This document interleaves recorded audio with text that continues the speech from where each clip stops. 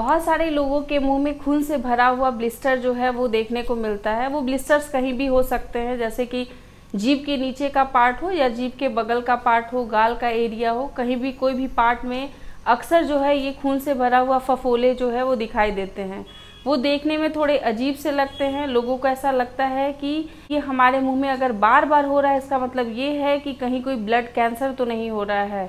तो आज हम लोग इसी ब्लड फिल्ड जो फफोले होते हैं, जो ब्लिस्टर्स होते हैं, उसी के बारे में मैं आपको इस वीडियो में डिटेल्स में बताने वाली हूँ कि क्या ये कैंसर्स होते हैं, ये क्यों बनते हैं, कौन से टेस्ट करा करके आप कंफर्म हो सकते हैं कि आपको प्रॉब्लम है या फिर नहीं है, और कब कब जो है वो डॉक्टर से मिलने की आवश्यकता है। तो इसलिए वीडियो काफ़ी इन्फॉर्मेटिव रहेगा, अंत तक देखिएगा। वीडियो देखने के बाद भी अगर आपके मन में इससे रिलेटेड कोई भी क्वेश्चन है, कोई डाउट हो, तो कमेंट जरूर कीजिएगा, बहुत जल्द इसका आंसर करेंगे। हेलो दोस्तों, कैसे हैं आप सब। मैं आपकी डॉक्टर ज्योति पांडे।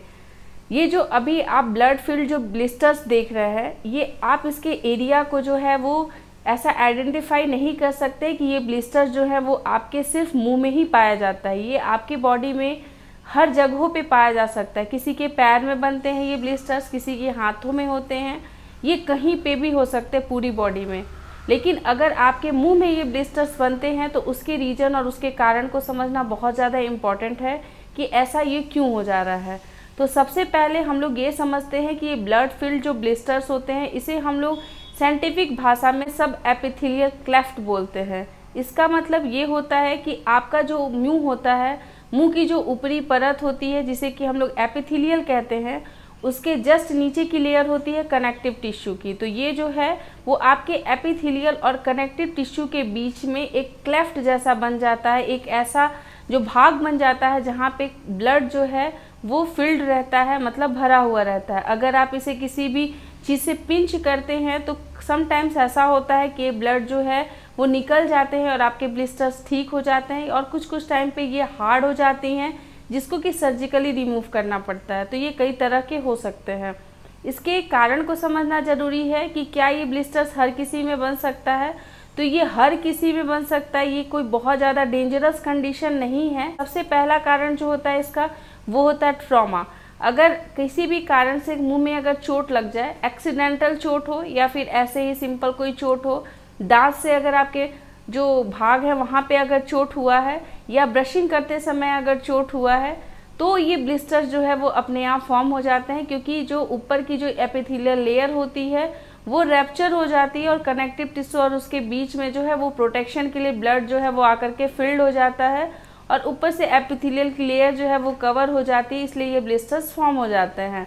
सबसे कॉमन रीज़न जो होता है वो ऐसे लोगों में देखा जाता है जो लोग बहुत ज़्यादा गर्म खाना जो है या गर्म जो पेय पदार्थ है उसका उपयोग करते हैं। लाइक कोई बहुत गर्म सूप पीता है, तो कोई बहुत ज़्यादा गर्म खाना जो है उसको एंजॉय करता है, कोई बहुत गर्म चाय या कॉफ़ी का सेवन करता है। तो ऐसे लोग जो होते हैं उनमें ये ब्लड फिल्ड जो ब्लिस्टर्स होते हैं, ऐसे ब्लिस्टर्स बहुत ही कॉमनली देखने को मिलते हैं। जो लोग भी बहुत लंबे समय से कोई भी ऐसे मेडिसिन का सेवन कर रहे हैं जो हाइपरटेंसिव रिलेटेड मेडिसिन होती हैं, तो लगातार एक ही मेडिसिन के सेवन करने से भी ब्लिस्टर्स जो है वो आपके मुंह में बन सकते हैं। इसीलिए बहुत ज़रूरी होती है कि समय समय पे अपने फिजिशियन से मिलते रहें, ताकि आपके मुंह में या फिर आपके पूरे बॉडी में भी ऐसी कोई प्रॉब्लम ना हो। और बहुत ही कॉमनली जो एस्थमेटिक पेशेंट होते हैं, माने जिन्हें अस्थमा की प्रॉब्लम होती है, उन लोग एक इन्हेलर यूज़ करते हैं ताकि उन्हें श्वसन नली में कोई प्रॉब्लम ना हो, उन्हें सांस लेने में कोई दिक्कत ना हो। तो ऐसे जो इन्हेलर होते हैं वो स्टेरॉइड्स होते हैं मेनली। तो ये स्टेरॉइड्स के बहुत ज़्यादा सेवन करने की वजह से उनकी जो एपिथेलियल की जो लाइनिंग होती है, मतलब जो अंदर की म्यूकोजा होती है, वो काफ़ी थिन हो जाती है। इसीलिए ये अक्सर जो है वो सॉफ्ट पैलेटल रीजन जो होता है, मतलब ऊपर के तालू का जो रीजन होता है, वहाँ पर ये मेनली ब्लिस्टर्स जो है वो बनने लगते हैं। तो ये ब्लिस्टर्स बनने के ऐसे बहुत सारे रीज़न होते हैं कि ये ब्लिस्टर्स क्यों बन रहे हैं। मेनली जब अगर आपको ये ब्लिस्टर्स बनते हैं तो ये कई बार बन सकते हैं। ऐसा अगर कुछ आपके साथ भी अगर होता है तो आपको ज़रूरी होता है कि आप इसके जो स्पेशलिस्ट जो डेंटिस्ट होते हैं, आपको उनके पास जा करके एक बार अपनी ओरल कैविटी की जांच जो है वो करानी चाहिए, ताकि पता चले कि ये क्यों फॉर्म हो रहे हैं।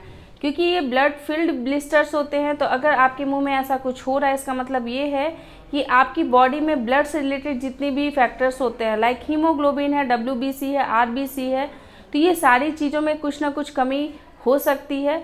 अगर आपको ये ऐसे ब्लिस्टर्स हैं तो आप अपने से भी ब्लड टेस्ट करा के देख सकते हैं। अगर आपका टोटल ब्लड काउंट में अगर कोई भी जो है वो कमी आती है तो ये फिर आपको डरने की आवश्यकता है, आपको फिजिशियन से मिलने की आवश्यकता है ताकि बैलेंस बना रहे।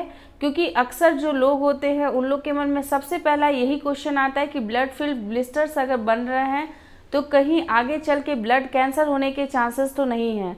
तो ये काफ़ी जो है वो कॉम्प्लिकेटेड सा क्वेश्चन है। इसके आंसर को पूरी तरीके से गलत भी नहीं कहा जा सकता और पूरी तरीके से इसको सही भी नहीं कहा जा सकता है। इसीलिए अगर इस टाइप के कोई भी ब्लिस्टर्स अगर आपके मुंह में बनते हैं तो एक बार फिजिशियन से मिलें, और अगर वो शॉर्ट आउट हो जाता है, वहाँ प्रॉब्लम पता चलता है कि आपको ऐसी कोई प्रॉब्लम नहीं है, बॉडी में कोई भी ब्लड से रिलेटेड कोई भी डिसऑर्डर नहीं है, तो फिर आप डेंटिस्ट के पास जा करके इसको आराम से सही करा सकते हैं। कोई भी बहुत बड़ी बात नहीं होती है। कभी भी ये ब्लिस्टर्स अगर आपको बनते हैं तो 3-4 पॉइंट्स मैंने जो आपको बताया उस चीज़ों को ध्यान रखना ज़रूरी है कि बार बार चिक बाइटिंग ना हो, टंग बाइटिंग ना हो, लिप बाइटिंग ना हो। ये जो भी बाइटिंग्स होती हैं अगर क्रोनिक वे में हो रही हैं, मतलब बार बार हो रही हैं, एपिसोडिक रूप से हो रही हैं, मतलब आज होती हैं, कल होती हैं, कुछ महीनों में होती हैं, ऐसा अगर बार बार हो रहा है तो आपको अपने दांतों को एक बार चेक कराने की ज़रूरी है, शार्पनेस को कम करवाने की ज़रूरत है ताकि ये बाइटिंग बार बार ना हो। क्योंकि बार बार का कोई भी प्रॉब्लम है तो वो आगे चल के जो है वो मैलिग्नेंसी में कन्वर्ट हो सकता है। तो इसीलिए अगर आपको ऐसा प्रॉब्लम है तो आप गर्म खाने को, स्पाइसी खाने को थोड़ा सा अवॉइड करें और भोजन जो है वो ऐसे कंडीशन में खाएं जिससे कि आपकी म्यूकोजा जो है वो इरिटेट ना हो। तो ये बहुत सारा प्रिकॉशंस ज़रूरी होता है हर खाने को लेकर के, क्योंकि अगर मुंह में प्रॉब्लम हो रही है तो उसके रीज़न होते हैं, इसलिए प्रॉब्लम हो रही है।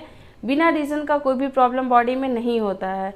तो अगर ये वीडियो आपको समझ में आया होगा, अच्छा लगा होगा तो लाइक कीजिएगा और ऐसे लोगों के साथ शेयर ज़रूर कीजिएगा जिसके साथ ये प्रॉब्लम होता है, ताकि लोग अवेयर हो सके। ये सोच करके कि ये ब्लड कैंसर हो गया है, इसका कोई ट्रीटमेंट नहीं है, आप घर पर बिल्कुल भी ना बैठें।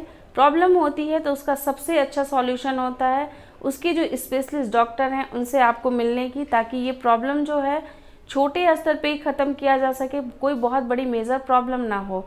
आपके साथ हर छोटे से छोटे इन्फॉर्मेशन को शेयर करते रहेंगे, लाते रहेंगे नए नए वीडियोस। तब तक के लिए अपना ख्याल रखिएगा, अपने आसपास के लोग का ध्यान रखिएगा। Take care, bye bye.